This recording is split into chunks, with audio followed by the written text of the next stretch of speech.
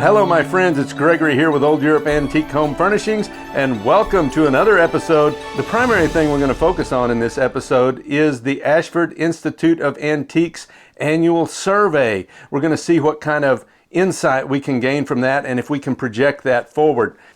Like many industries, the antique and vintage market felt the impact of rising interest rates and inflation this past year. These factors led consumers to tighten their budgets and search for deals, including decorative arts. All right, so now we're going to go ahead and get into the meat of the survey itself. And before we do that, I want to point out that while I do talk about and read from the Asheford Institute of Antiques survey, I am not affiliated with the school or being paid by them. Okay, so the way this survey is set up is it's divided into three different age groupings, and they're not age groupings of customers, they're age groupings of dealers. So we have the 20 to 40-year-old dealers, we have the 40 to 60-year-old dealers, and we have the 60 to 80-year-old dealers. So let's get into it. We're going to start out with the 20 to 40-year-old. The number one category for the 20 to 40-year-old age group is Art Nouveau. This style has surged in popularity among younger buyers, especially for lighting, jewelry, and decorative objects like vases and mirrors. Its blend of organic forms and semi-modernistic appeal connects with contemporary tastes, often bridging classic and modern styles. Dealers report high demand and strong prices, especially for nature-inspired pieces. The second category is Art Deco. While trailing just behind Art Nouveau, Art Deco remains a top seller with strong sales in clocks, jewelry, lighting, furniture, and case goods. Many dealers believe its staying power has now surpassed mid-century modern.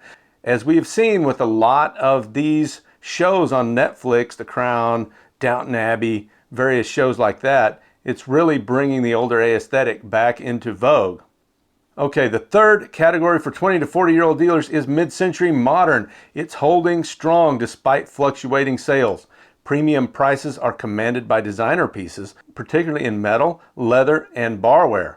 Dealers report ongoing interest, but face challenges sourcing quality inventory due to a high prevalence of reproductions. A lot of reproductions in the mid-century modern space, so you got to be careful if you want the original thing. The fourth most popular category, space collectibles.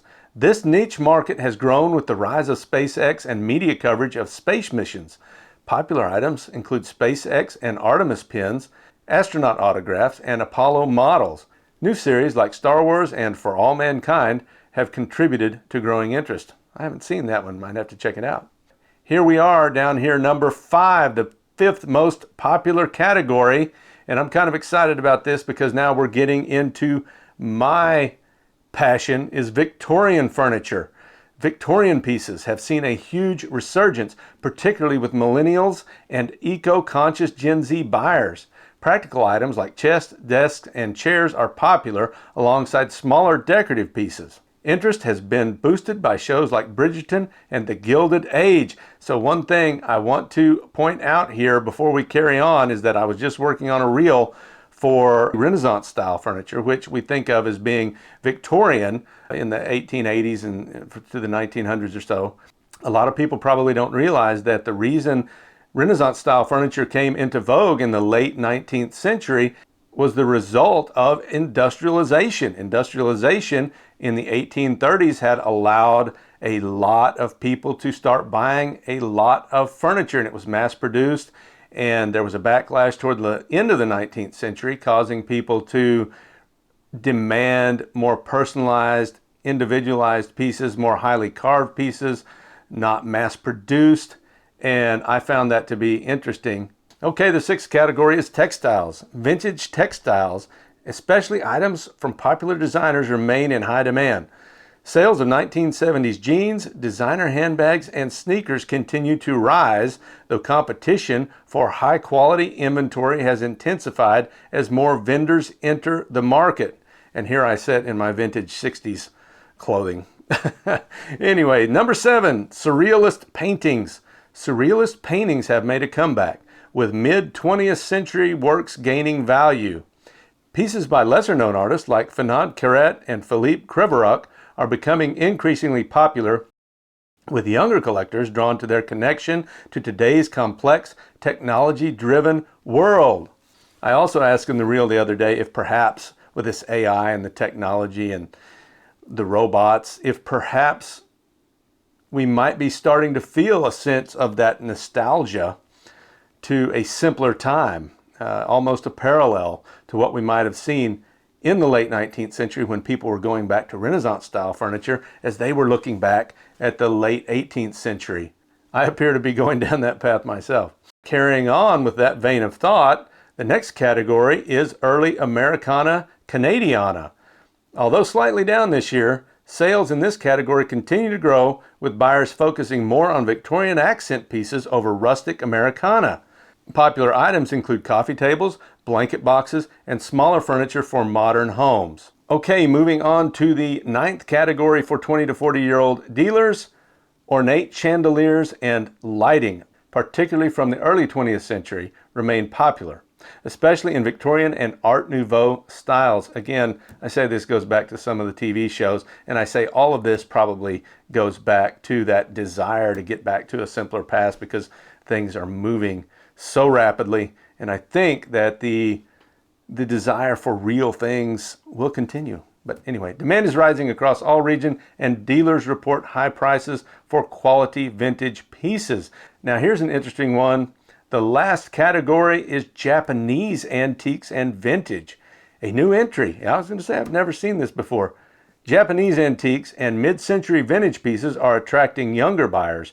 Items like Netsuke, woodblock, prints, and designer lighting Maidoguchi are in demand, with rising prices and limited supply. I have no idea if I pronounced those right, but anyway. Moving on. The second age grouping, 40 to 60-year-old dealers. I myself am in that category. Art Nouveau is number one. It's at the top. Art Nouveau has surged in popularity, becoming a top antique category. Now notice that it is at the top now in both the 20 and 40-year-old dealer age rankings. So it's just the older furniture styles, as I've been saying for the last 2 years, are moving up, and it's coming to fruition right now. Art Nouveau has surged in popularity, becoming a top antique category. Its flowing lines and organic motifs, bridging Art Deco and mid-century modern, appeal to contemporary buyers seeking unique character and craftsmanship. Demand is higher for items like dragonfly tables and certain cabinets. Original inventory is harder to find, leading to rising prices. That's not the only thing leading to rising prices. I may talk a little bit about that at the very end of the video. I don't want to bore you with my past in economics and finance until maybe the end. Now, the second category for 40 to 60-year-old dealers is automobilia and petrolina. This category remains a strong performer, with prices steadily increasing despite market challenges. Collectors, especially affluent males, continue to derive demand for items like gas pumps, signage, and oil cans. Popularity is bolstered by media exposure, and competition for prime pieces is fierce. Moving on to the third category, folk art. Folk art has experienced significant growth in interest and sales, driven by younger buyers seeking unique handcrafted items. Popular pieces include paintings, weather vanes, and painted furniture, often with regional significance. Okay, next up is Art Deco. Art Deco has seen a resurgence with strong sales across traditional furniture and case pieces. While once linked to mid-century modern, Art Deco now stands on its own. Now here we go again in the second age category from 40 to 60, with mid-century modern lagging behind some of your other more traditional categories. It remains popular but has lost some market share to other postmodern styles. Dealers on the coast are reporting declining sales, while those in the heartland continue to see brisk business. And now, once again, we are at my own personal favorite category. Well, actually, Victorian, early, mid, and late, as well as Georgian and earlier if you can find it. I like it all. Victorian furniture has made a strong comeback, especially with younger, eco-conscious buyers. Popular items include upholstered chairs, marble-top tables, and wicker furniture. The resurgence is driven by affordability, sustainability, and renewed interest in ornate design. That would be your Renaissance style furniture in part. Supply remains plentiful, yet prices are still trending upward, I think. We'll see what happens this coming year. I'm going to kind of hold back on my predictions this year. I've predicted rising prices for the past 2 years, and I'm just not sure now. Wicker, next category. Victorian wicker furniture with its ornate designs has become popular again, particularly in stylish interiors. Brands like Haywood Wakefield are in demand due to their modern aesthetic. While prices are stable, they are expected to rise as inventory remains scarce. Now here's an interesting category, quilts. Antique quilts, especially from the Amish and Mennonite communities, are enjoying mainstream popularity. Their geometric patterns and quality craftsmanship make them ideal for blending with contemporary decor. Okay, so this next category is costume jewelry. Costume jewelry remains highly popular, with designer pieces from Haskell, Trilfari, and others fetching top prices. Dealers face increasing difficulty sourcing quality inventory, especially as more is being acquired for online resale. Prices are expected to continue rising as demand intensifies. Okay, now we come down to toys and board games. Vintage toys and board games have seen a strong resurgence, with items like classic board games, action figures, and die-cast toys reaching top prices. Prices are climbing as nostalgia drives demand. There we go again with that nostalgia theme.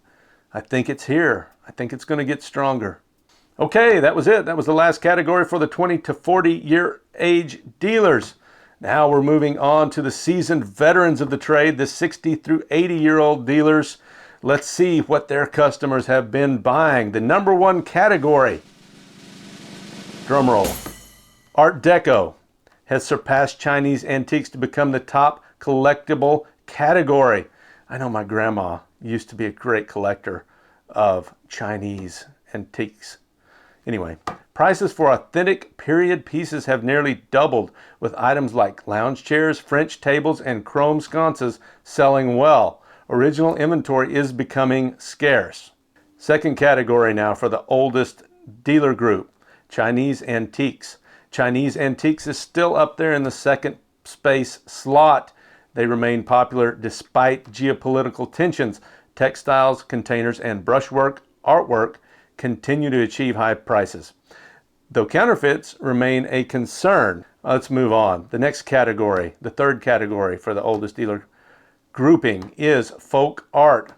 Folk art's popularity has risen sharply, moving from 8th to 3rd place. Items like quilts, carvings, and whirligigs are favored for blending with contemporary decor. Now there's a word I haven't heard for a while, whirligigs. The trend, which started in the South, is now apparently widespread. Okay, here we are again. Time for my favorite category. It's Victorian, early, mid, and late. So we're talking about the entire length of her reign from, what was it, the 30s up until about 1901. I hope it was the 30s. I should know that. Anyway, top items include silver flasks, pendants, cranberry glass, and upholstered chairs. Availability is plentiful. So plenty of it out there. But prices aren't going down. It'll be interesting to see what happens this year. Now, the next category, again, which has taken back seat. Now, several years ago, MCM seemed to be all the rage, but it's kind of taking a back seat to more of the traditional styles now. But anyway, it has experienced a decline in popularity, particularly on the coast. And we know what they say. All the trends start on the coast and make their way inward. While demand persists here in the heartland for now, prices have stabilized and sourcing high-end pieces remains difficult. Up next, now it's time for my second favorite category. Actually, I would put this in an equally favorite category with Victorian. We are at Georgian. We are now talking about late 18th century, actually most of the 18th century, into the early 19th century. Georgian furniture has seen steady growth, influenced by popular media like Bridgerton and The Crown. Prices are rising and supply remains ample, making it a promising category. I certainly hope so, because that is the type of furniture and history that I love to see preserved. So let's preserve it and let's don't paint it. All right, next category, antique and vintage watches. Wow, vintage wristwatches, especially Rolex and Omega, have seen a continued price increase. Celebrity endorsements have amplified demand. Counterfeit watches are common, but original inventory is still available. Good news for all the folks buying vintage watches. The next category, now this is interesting because I do not recall seeing this in the previous 2 years that I have done this, and that is Windsor chairs.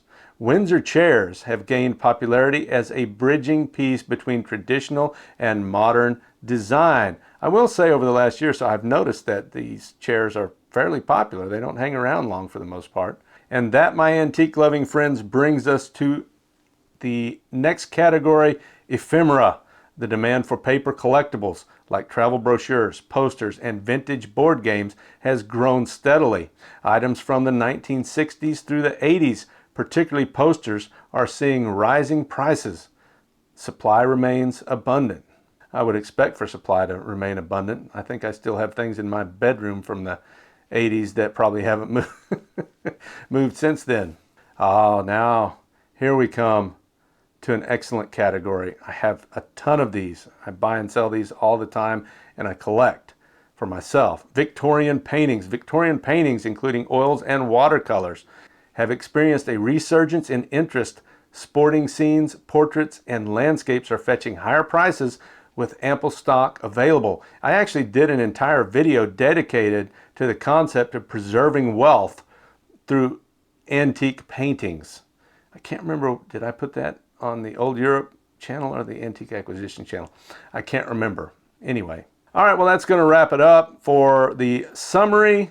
Okay, last thing I will say, and then I will let you go, is thank you very much for the folks over at the Asheford Institute of Antiques for putting this out. That's where we got the information, at least a lot of it, and I hope you've enjoyed it. Please hit the subscribe button, hit the like button, and we'll see you next time.